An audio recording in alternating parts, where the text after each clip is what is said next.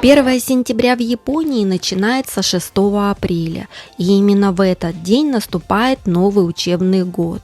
Японские школы делятся на 3 ступени. Начальная школа Сёгако с 1 по 6 класс, средняя школа Чугако с 7 по 9 класс и старшая школа Котогако, сокращенно Кооко, с 10 по 12 класс. Начальные и средние школы в большей степени государственные, частные есть, но их немного. Обычно обучение в них дорогое и зачастую с каким-нибудь уклоном. Как в Японии понять, школа это или какое-либо другое офисное учреждение? Если мы наблюдаем вот такую спортивную квадратную площадку, обнесенную высоким ограждением, обтянутую зеленой сеткой, значит это школа, значит это или начальная школа, или же среднеобразовательная. Для чего это нужно? Такие заборы строятся, скорее всего, для безопасности во избежание ЧП. Потому что ежегодно на школьных площадках проводятся спортивные соревнования, обычно их называют ондокай. Это слишком серьезные, грандиозные мероприятия, которые требуют повышенной безопасности, потому что каждая школа расположена в спальном районе. Она окружена частными домами или высокими жилищными комплексами. И во избежание ЧП, то есть, грубо говоря, чтобы что-нибудь не прилетело на какую-нибудь частную территорию или вообще в окошко кому-нибудь не попало, строятся вот такие высокие ограждения. И если мы сейчас пройдем чуть-чуть подальше, мы будем наблюдать одну и ту же картину, потому что все японские школы строятся под копирку. Вот еще одно здание школы мы видим, и вон там вдалеке уже красуется спортивная площадка. Вот это вот теплица, спортивная площадка и зеленый высокий забор. По сути, все школы везде выглядят одинаково. Опять же, с этой стороны идут жилые здания, жилые дома, с этой стороны школа. Если какая-то будет спортивное какое-то мероприятие проводиться, вон, кстати, дети занимаются. Поэтому вот эта школа огорожена забором. Опознавательных знаков возле каждой школы, возле каждого здания школы очень много. Это обычно или пешеходные переходы регулируемые, или вот наземные переходы. Наземные тоже переходов очень много. Также вокруг школ натыканы опознавательные знаки. Школьная зона. Если водитель заезжает вот в эту зону, это позволяет снизить водителям сориентироваться и снизить скорость. И, кстати, такие же высотные заборы сетчатые можно наблюдать и возле старших школ, потому что там тоже проводятся тренировки ежедневные, уроки физкультуры, соревнования и так далее. Образование в Японии в целом составляет 12 лет, но при этом японские дети не учатся все 12 лет только в одном учебном учреждении. Сначала школьники поступают в начальную школу Сёгако и учатся каждый по месту своего жительства, благо что такие школы натыканы по 2-3 штуки в каждом районе, поэтому путь до нее короткий и добираться не составляет никакого труда. Затем переходят в среднюю школу Чугако, которую также посещают по месту жительства и которая считается обязательной, и продолжают учиться там еще 3 года, а потом сдают экзамены и снова поступают на 3 года в старшую среднюю школу Кооко, которые обслуживают детей, завершивших обязательное обучение в начальной и средней школах. Старшая школа Кооко не является обязательной, однако по данным исследования базовых школ Японским министерством культуры и образования образования, спорта, науки и технологий за 2020 год 96,3% детей все же поступают в старшую школу, и это довольно высокий показатель. Тем не менее, процент детей, прекращающих обучение сразу после средней школы, с каждым годом не уменьшается, и чаще всего это обусловлено с финансовыми проблемами в семье, трудностями с учебой или психическими расстройствами ребенка. Однако старших школ много, они делятся на государственные и частные, как престижные, так и не очень. И для поступления в них необходимо сдавать экзамены. Но поскольку учебные заведения часто находятся не в шаговой доступности, многим школьникам приходится выбирать именно ту школу, в которую они могут сдать экзамен и до которой им будет удобнее добираться. И, кстати, иногда в японском понимании частная школа – это не совсем престиж. Это показатель низкой успеваемости ребенка в средней школе. Поэтому ученики с невысоким процентом проходных баллов не допускаются к сдаче экзаменов в государственные школы. Соответственно, родителям нужно будет хорошенечко вывернуть свои карманы и раскошелиться на платное обучение в престижных или не очень престижных частных старших школах. Ну и поступление в университет – это индивидуальный выбор. В стране много как государственных, так и частных университетов, также варьирующихся по престижу. Но о японских школах и о том, сколько нужно вывалить бабла на японское образование, можно говорить бесконечно, поэтому вернемся к форме. Тем более сегодня у нас речь будет только о ней. Она называется сейфуку, и носить ее обязательно. В начальных школах ученикам разрешена свободная форма, а вот в средней и в старшей школах родителям приходится платить по полной программе, потому что удовольствие это весьма недешевое. Во всех японских школах форма разная, и каждое учебное заведение практикует свой собственный стиль. Но вместе с тем основные стандарты продолжают оставаться одинаково неизменными. Школьная форма регулируется строгими правилами, и чаще всего от этого некомфортно больше всего девчонкам. Почему? А потому что юбку хочется покороче, а нельзя. С этого момента поподробнее. На Хоккайдо женская школьная форма в основном состоит из костюма в английском стиле. Это однотонная или клетчатая юбка, белая блуза, трикотажная жилетка, трикотажный свитер, пиджак и галстук. В иных школах за место галстука бант.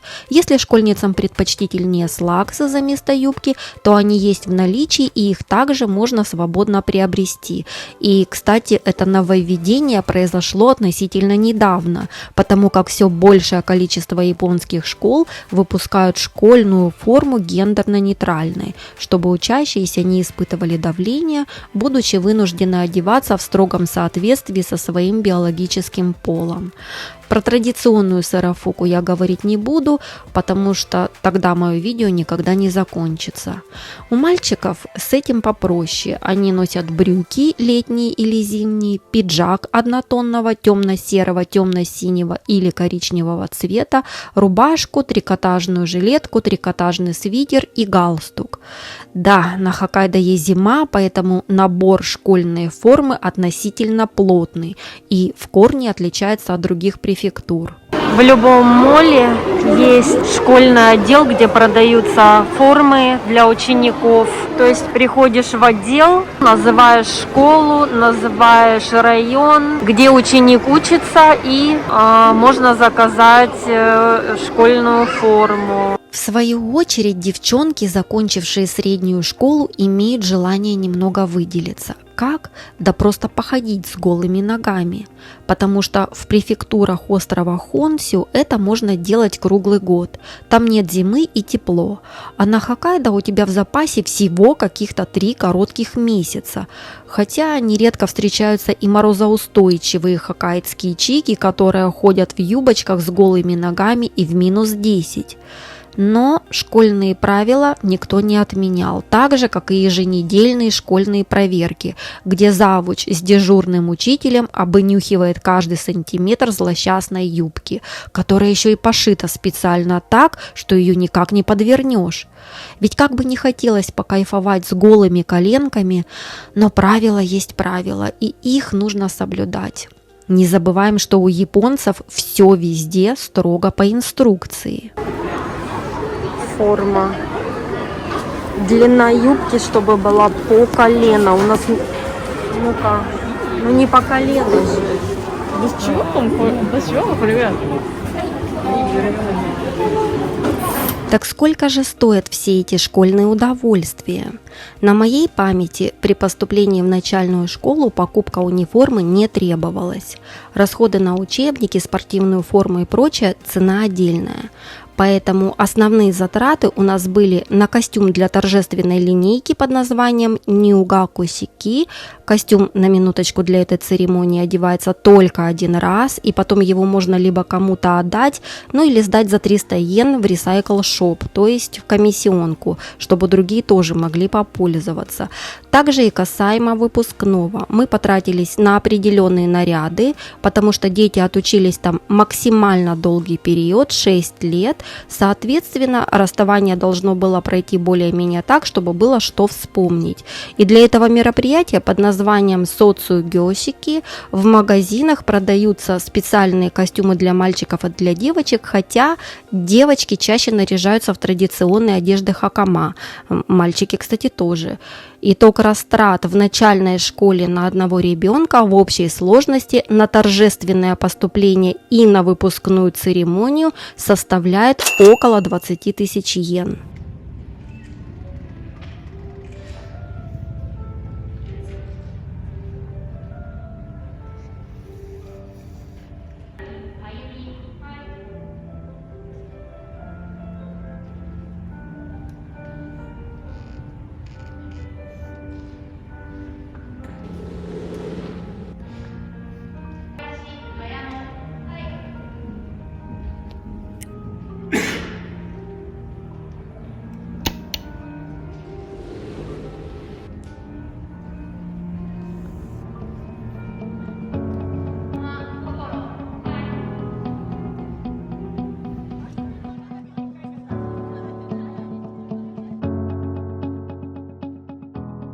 В средней школе вступительные затраты обходятся почти в 100 тысяч йен. От 50 до 56 тысяч йен на школьную форму, а остальное на спортивную форму и специальную сменную обувь под названием уагуцу, которую, как и униформу, выпускает местный ширпотреб по заказу школьных администраций, а также оплата учебников. Дорого? Да. Но за что там платить? Обычно за качество и дизайн. В Японии пошивом школьной одежды занимается 3 основных компании: Канко Гакусейфуку, Канко, Фуджиото Гакусейфуку, Фуджиото и Томбо Гакусейфуку, Томбо. Одним из ведущих крупных производителей школьной униформы является компания Канко с головным офисом в городе Окаяма, которая в настоящее время изготавливает почти 70% школьной формы по всей стране. На Хоккайдо существуют мелкие компании, которые в основном разрабатывают только дресс-коды для офисных сотрудников и именную экипировку для разнорабочих. В средних школах униформа шьется на вырост с большим запасом, чтобы можно было отпустить рукава пиджаков, штанины брюк и подолы юбок, когда ребенок внезапно вытянется. А дети в таком возрасте обычно вытягиваются к концу 3-го года обучения, то есть к 8 классу. Поэтому на торжественной церемонии можно заметить, как сначала форма мешковато болтается практически на всех учениках, а на выпускном у некоторых мальчишек брючным штанинам уже не помогает даже предусмотренный запас, и брюки медленно начинают превращаться в шорты. Но обычно это уже никого не парит, потому что все понимают, что в первый раз запас на форме можно отпустить бесплатно, а за второй уже нужно пошелестеть иенами. Ну и список школьных запретов никто не отменял, и в каждой школе они тоже разные. Для всех учеников средних школ имеются целые перечни определенных дисциплинарных ограничений, которых они должны придерживаться. В нашей школе, например, для девочек яркие аксессуары и заколки для волос были запрещены, и чтобы не выделяться из общей массы, заместо них можно было использовать невидимки и мягкие резинки строго черного цвета. Помимо Помимо этого, длина юбки не должна была быть короче 65 сантиметров. И к тому же в школу нельзя было приносить смартфоны. А использование местной соцсети Line, аналог WhatsApp или Telegram, ограничивался табу на публикации личных фотографий учеников и публичное обсуждение их в общих групповых чатах для защиты персональной безопасности каждого. Хорошо, что хоть японский выпускной во всех средних школах одинаковый, и вся та же инструкция гласит, что в обязательном порядке всем школьникам нужно приходить все той же родимой, пусть хоть уже и тесной, но такой сердцу близкой школьной форме. Поэтому расточительных затрат на изысканные дорогостоящие излишества не потребовалось. Все относительно дешево, строго и почти сердито.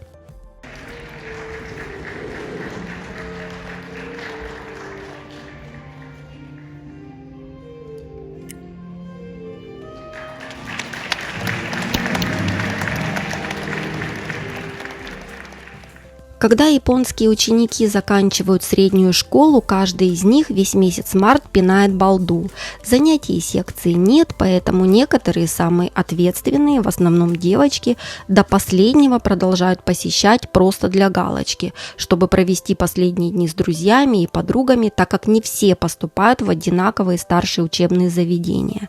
А некоторые, в большей степени мальчишки, забивают на эти походы и появляются там только в конце месяца, на прощальной церемонии, чтобы получить в руки диплом об окончании школы. Следовательно, на покупку униформы для старшей школы выделяется самый маленький и мизерный промежуток времени. Если не успеешь уложиться в отведенные сроки, это уже твои проблемы. Поэтому в конце марта нужно успеть и на прощальную выпускную церемонию средней школы, и купить следующую школьную форму для старшей школы. А она продается не в одном каком-то месте, а в абсолютно разных местах. И все это нужно успеть за каких-то 10 дней. Не забываем, что учебный год в Японии начинается с 6 апреля. Как это происходит? Ежегодно, приблизительно в 20-х числах марта, каждая семья получает толстенный журнал с конкретными распечатанными инструкциями о предстоящих оплатах, о приобретении студенческого проездного, о различных страховках и о том, в каком магазине, по какому адресу можно приобрести школьную и спортивную формы. Каждая школа продает свою униформу в определенных местах. Обычно это универмаги или торговые центры с одним большим школьным отделом и с примерочными. В них не продают ничего, кроме школьной формы. Вот прям подписано, какая школа, какая форма для какой школы. И приходишь, заказываешь. У каждой школы своя униформа. Приходишь, заказываешь, меряешь примерочные. Тут даже вот такие рубашки есть, которые одна рубашка с длинным рукавом, одна с коротким рукавом, специально мерить для примерок. То есть размер, чтобы сразу выбрать и для летней, то есть летняя для лета, и с длинным рукавом для зимы. Наша государственная старшая школа, в которую мы поступили, сотрудничает только с 3 точками – торговый центр и 2 обычных базовых магазина в разных концах города. Мы поехали покупать форму в ближайший ТЦ, где нас приветливо встретила продавщица, отвела в примерочную и сняла мерки. И тут началась борьба за длину юбки. Вопрос о длине школьных юбок в Японии – это отдельная тема, о которой можно говорить долго. Среди иностранцев также часто гуляют неверные стереотипы о том, что японские школьницы носят исключительно короткие юбки, и что чем старше ученица, тем короче ее юбка, или чем ближе к Токио, тем короче у старшеклассниц юбка.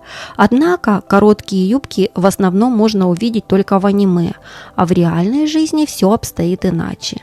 Образ школьницы в форме скорее стал популярным трендом, который активно поддерживается различными медийными компаниями. А на самом деле, повторюсь, В Японии очень строгие правила к школьной форме, и длина юбки у девочек в большинстве школ жестко регламентирована. По моим наблюдениям, 90% школьниц ходят в юбках по колено или даже чуть ниже.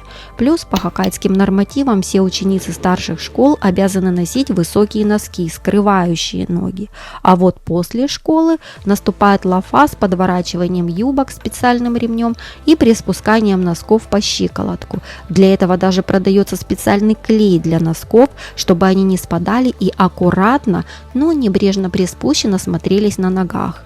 Ведь ранее основной причиной появления этой моды был протест против навязывания обязательных стандартов школьной формы, а сейчас это скорее своеобразный способ выразить свой социальный статус и параллельно визуализировать длину ног, потому что многие девушки слишком комплексуют по поводу своего невысокого роста. Но вернемся к покупке нашей формы.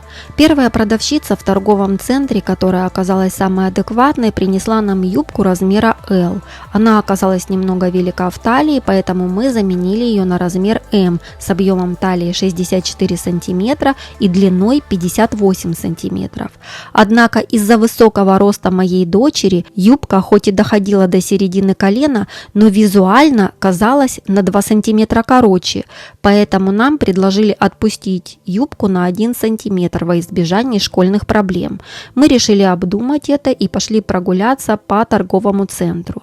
Собрав определенную информацию, которая обычно делятся старшеклассники в соцсетях о том, что некоторые девочки покупают юбку на размер больше, чтобы незаметно подтягивать ее наверх, сохраняя при этом первоначальную длину, мы вернулись в отдел школьной формы и думали, что такой вариант легко прокатит и с нами. Однако подошедшая уже другая продавщица лишила нас этой радости, утверждая, что мерки сняты и большой размер нам не подойдет, так как будет болтаться вокруг талии, а предоставленный нам ранее размер М нужно отпустить не на 1 см, а на целых 3. Мы запротестовали, ссылаясь на заявленный вариант предыдущего продавца, но вредная тетя встала в позу и позвала старшего бабу-консультанта лет 65, которая просканировала нас своим грозным взглядом, сделала повторные замеры и подтвердила, что действительно придется отпускать длину юбки на 3 сантиметра из-за высокого роста моей дочери. Хотя юбка нам была ровно посередину колена и не нарушала никаких правил. Продолжая спорить дальше, японские тетки не сдавались и выдвинули свой ультиматум, что если мы не будем следовать указанным правилам, то они не смогут нам продать школьную форму, потому что у них в инструкциях черным по белому четко прописано, что согласно школьным нормативам длина юбки должна находиться в пределах диапазона коленной чашечки и не превышать заданных границ, а у нас якобы визуально слишком превышает, поэтому они продолжат придерживаться заданных стандартов, чтобы не иметь дальнейших проблем со школами. Якобы, если что, то прилетит в первую очередь их магазину, что продали такую визуально короткую юбку. Настроение было испорчено, разочарованные мы развернулись и уехали в другой магазин, надеясь, что в другом месте будет легче осуществить покупку. Но и там, сняв мерки, нам и того хлеще предложили юбку на 2 сантиметра меньше в талии, потому что, оказывается, нужно, чтобы было ровно по талии и не на сантиметр больше. Из-за этого якобы складки юбки не будут расходиться и торчать в разные стороны. И также сказали, что длину юбки придется отпускать на 2 сантиметра. Слава богу, что не на 3. На мой вопрос, что делать, если талия внезапно увеличится, мне ответили, что это маловероятно, но если это случится, придется самим заплатно расширять юбку в талии. Главное, стандарты не нарушены, складки на месте и длина юбки визуально по колено. Времени на поездку в последний оставшийся магазин у нас не оставалось, каждый день был на счету, так как на подгон формы тоже уходит ровно неделя, поэтому пришлось согласиться и отшелестеть иены. Итог. Комплект школьной формы, состоящий из пиджака, юбки, 3 блуз, галстука, трикотажной жилетки и трикотажного свитера нам обошелся в 87 тысяч йен. Плюс отдельные затраты на спортивную форму и сменную обувь около 30 тысяч йен, а также 26 тысяч йен на покупку учебников, которые мы приобрели в специальном школьном книжном отделе. Предполагала ли я, что покупка этой школьной формы окажется такой геморроидальной? Нет. Дорого ли стоит форма? Мегагалактически дорого, но обычно все японские родители беспокоятся об этом заранее и начинают откладывать деньги на учебу ребенка и на все учебные принадлежности чуть ли не с его рождения. Подворачиваем ли мы юбку? Вне школы подворачиваем с помощью специального ремешка и стоенника. Будем ли мы зимой ходить без колготок, чтобы выделиться? Без понятия. Самое главное сейчас зачетно отучиться в школе, а форма, обычная школьная форма была, есть и останется настоящим эталоном подростковой моды у японок. И многие девчонки продолжат выбирать старшую школу, опираясь именно на ее каваишный дизайн, потому как приходится проводить в ней большую часть времени.